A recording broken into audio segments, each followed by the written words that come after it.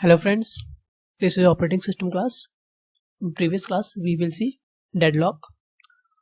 Now today we see deadlock avoidance. In deadlock avoidance we see that the OS tries to keep the system in safe state. To avoid deadlock, in deadlock avoidance, what the OS will do or try to keep the system in safe state. Safe state means the condition of deadlock won't occur. Okay, so here there is graph. Here a graph. There is safe state and unsafe state. Safe state when no deadlock. Possible unsafe state when there is possibilities of deadlock. Possibility may deadlock will occur. So in deadlock, if any process is requesting the resource, then the OS will check after giving the resource is means the system will in safe state or unsafe state. If safe state, then the OS will get the resource to the process. If not, they will not get a resource to the process. Simply, if the process is asking or request for resource, any resource, then the OS check is after giving the resource access to the process. After that, is system will in safe state or not? If safe state means there is no deadlock, yes, the OS will give the request, give the resource to process. But if the system goes, or maybe possibility of goes to in deadlock state, then they will not give the resource access to the process. Simply, okay. Now here the one algorithm, Banker's algorithm, to check whether the system is in safe state or not. This is a safety algorithm, resource request algorithm. It is also called resource request algorithm and safety algorithm.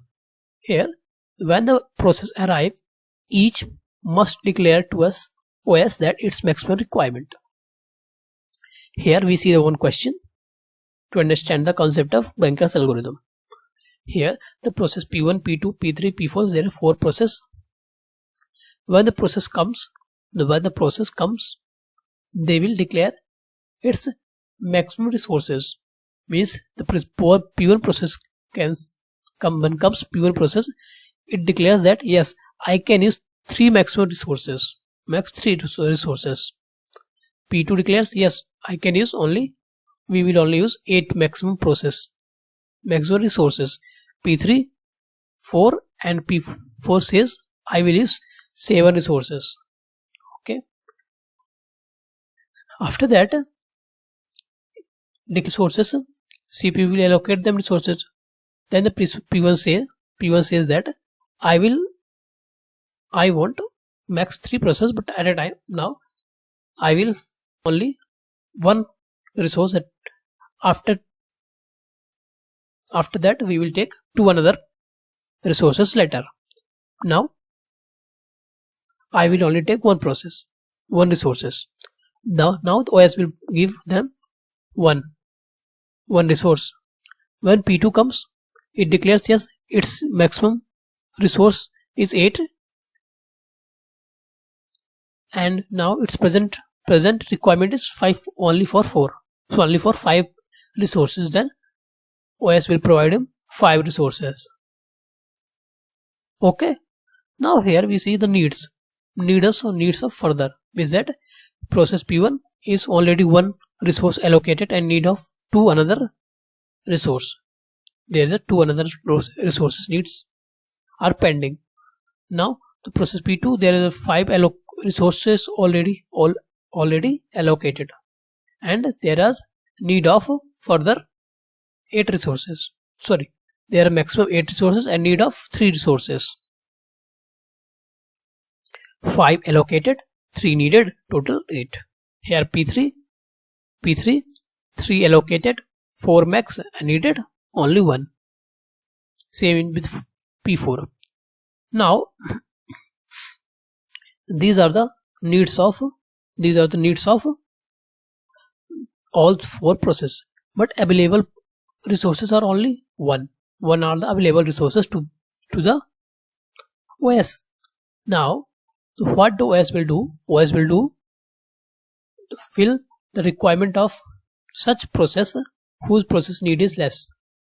First, whose process is less, need is less. Here, with the one available resource, OS will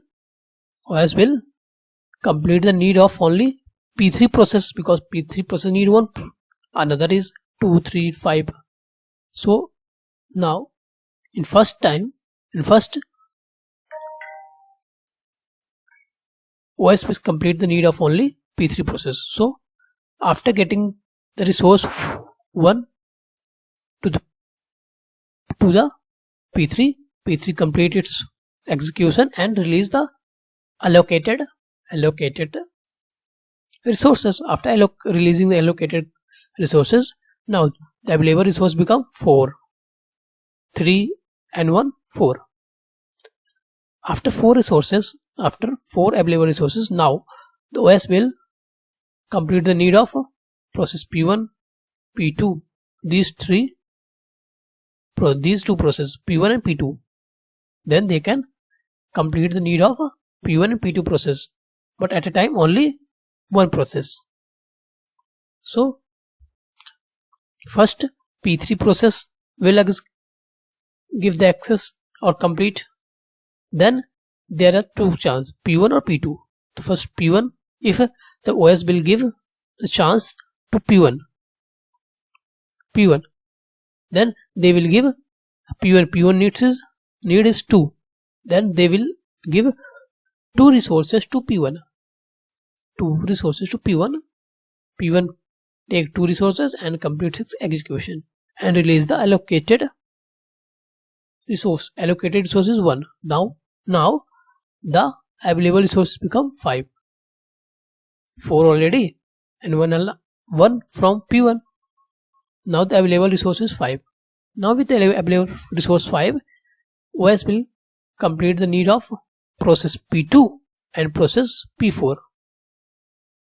And this will happen. OS will available 5 resources to P2. P2 complete its execution and release 5 resources. Now the resources become 10.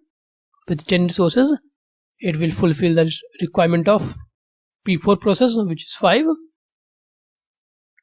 After getting the 5 resources, P4 execution complete and release all the resources. This is a Banker's algorithm, says that. Okay, the same another example with the maximum. There's 3 different types of resources, A, B, C. Their maximum need, and there is available and the maximum need. There is available need, there's maximum need and available resources in OS and allocated resources. Deadlock avoidance, Banker's algorithm can't be implemented practically. Yes, Banker's algorithm can't be implemented practically, because how the process will know what are our maximum resource need. How initially without executing, the process will know what is our maximum need, how many resources we will use. No, that's why it's not a practically implemented Banker's algorithm. So the deadlock detection, when all processes have single instance, when all processes have multiple instances, how do we will detect deadlock? In resource allocation graph, here we see all processes have single instance. Okay, here we will remove the resources and draw the graph of wait for graph. There is a resource allocation graph, which resource is allocated to which process and which process is requesting which resource. From this resource allocation graph, we will create wait for graph. Wait for graph, yes. Here the process P1,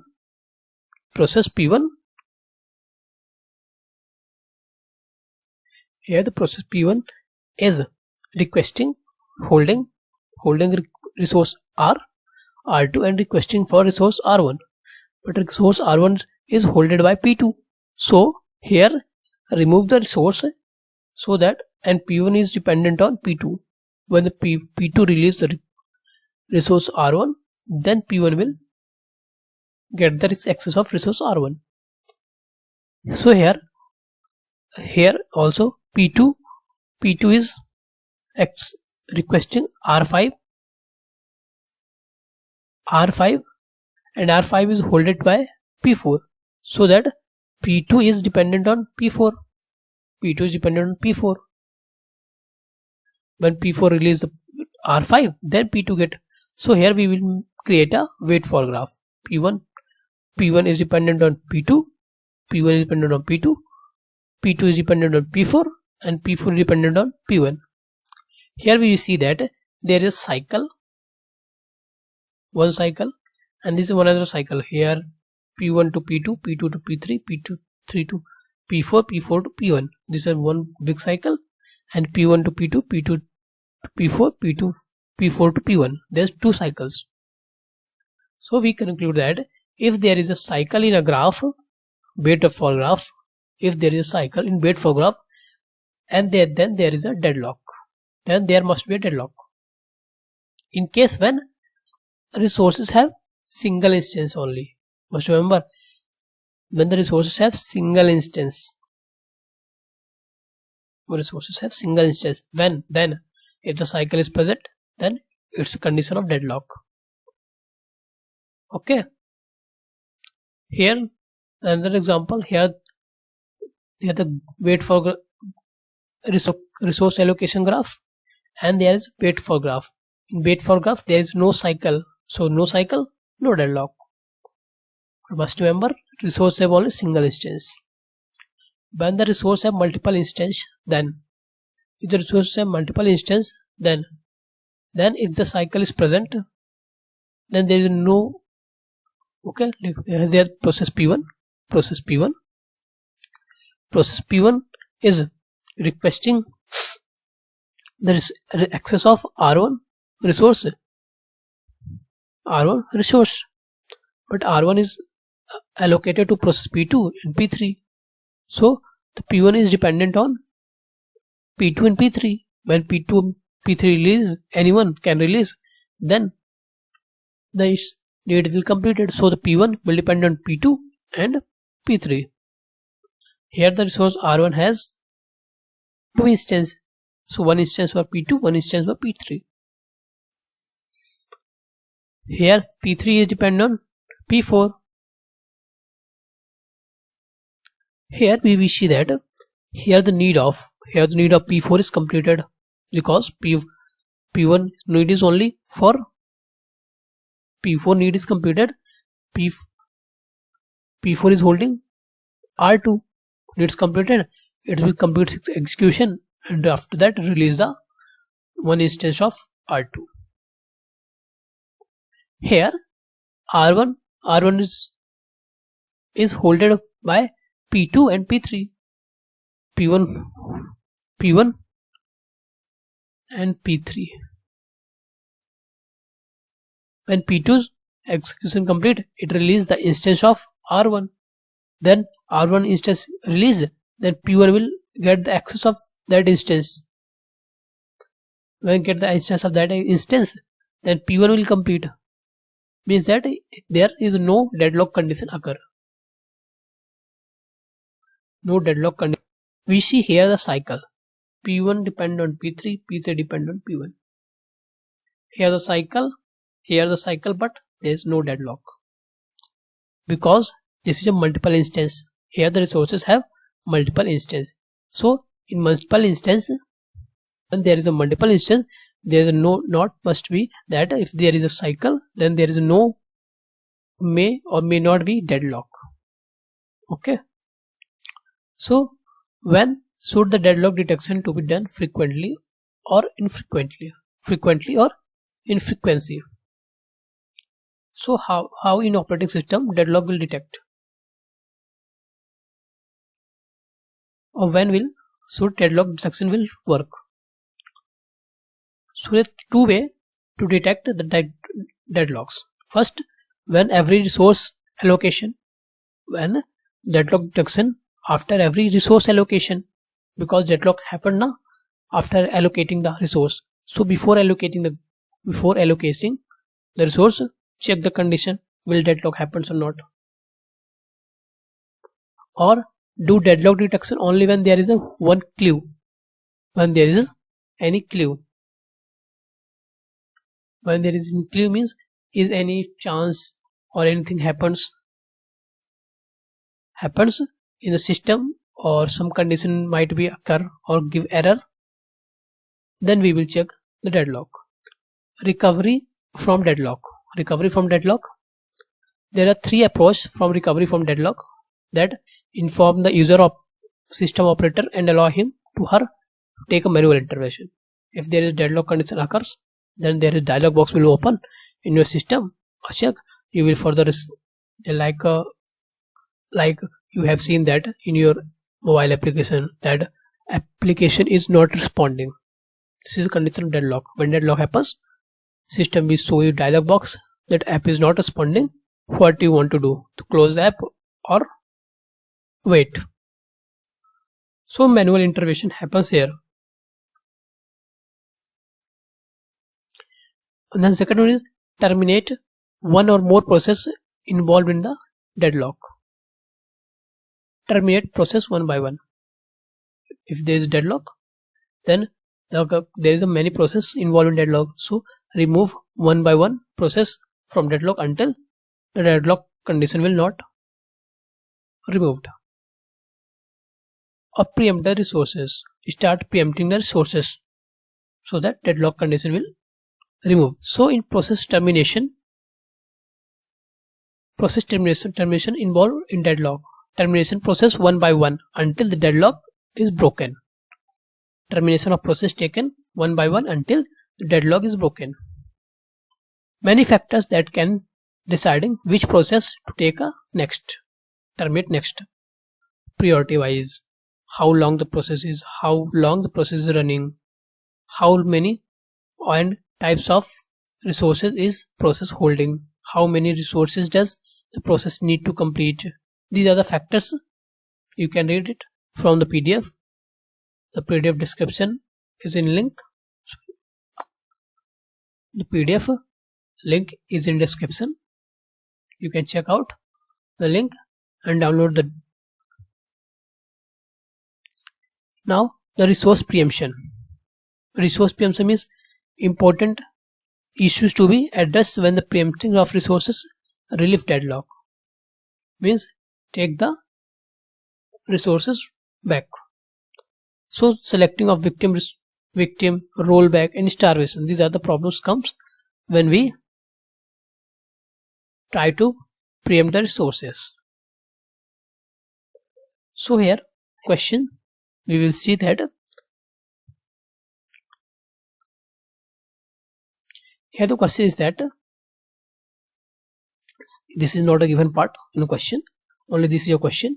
Okay, in question given that P1 process, its maximum resource is 4 maximum need. Here the P2, his maximum need is 3 resources. P3, his maximum need is 5 resources, and P4 2 and P5 5. Now the question is that minimum number of resources required so that deadlock can never occur. So deadlock never occur. The minimum condition is that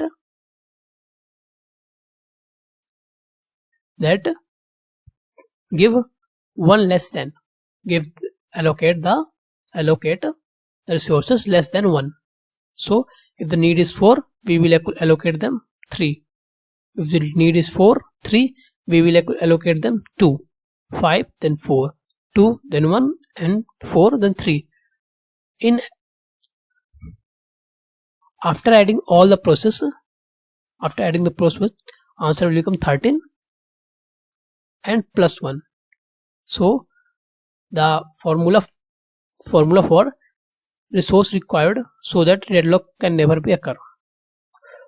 So the formula to avoid or check or allocate the resources so that deadlock never occurs, that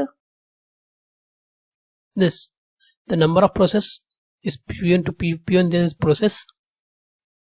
So the formula is for the maximum need minus 1, maximum need of minus 1 plus 1, sum of maximum need minus 1 plus 1. Here the sum of maximum need minus 1 plus 1. This is the formula for minimum resource allocation so that deadlock never occurs. Okay, thank you.